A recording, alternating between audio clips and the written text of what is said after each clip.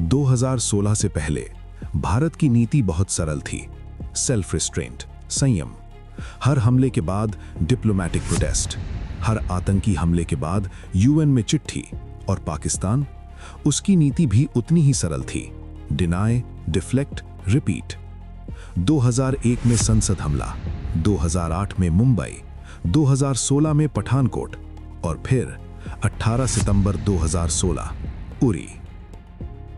उरी, वो नाम जो भारत के हर सैनिक के दिल में आज भी एक घाव की तरह है। सुबह के 5:30 बज रहे थे। जम्मू कश्मीर के उरी सेक्टर में भारतीय सेना की 12 इन्फेंट्री ब्रिगेड का हेडक्वार्टर्स, जहां जवान सो रहे थे, जहां कोई युद्ध की उम्मीद नहीं थी। और वहीं 4 आतंकी घुस आए, ग्रेनेड्स, AK-47s और सुसाइड वेस्ट्स लेकर। 18 भारतीय जवान शहीद हो गए।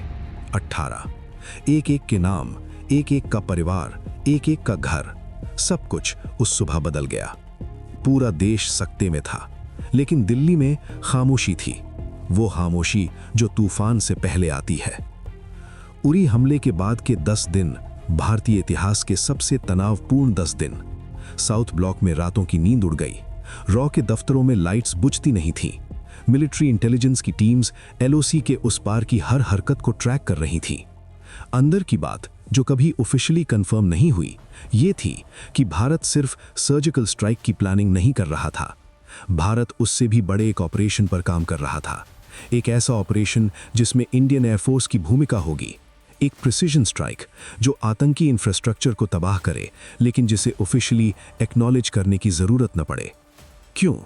क्योंकि अगर इंडिया ऑफिशियली अनाउंस करता तो पाकिस्तान को रिस्पॉन्ड करना पड़ता, और रिस्पॉन्स का मतलब था एस्केलेशन, और एस्केलेशन का मतलब था 2 न्यूक्लियर आर्म्ड नेशंस के बीच एक ऐसी जंग जो दुनिया बर्दाश्त नहीं कर सकती थी। तो एक रास्ता था, एक अदृश्य रास्ता। स्ट्राइक करो, नुकसान पहुंचाओ और चुप रहो। 26 सितंबर की शाम, साउथ ब्लॉक।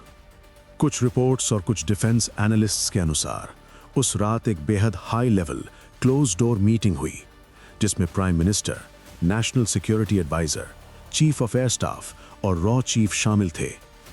कोई मिनट्स नहीं लिखे गए, कोई रिकॉर्डिंग नहीं हुई। जो डिसीजंस वहां लिए गए वो सिर्फ उन लोगों के जहन में हैं जो उस कमरे में थे।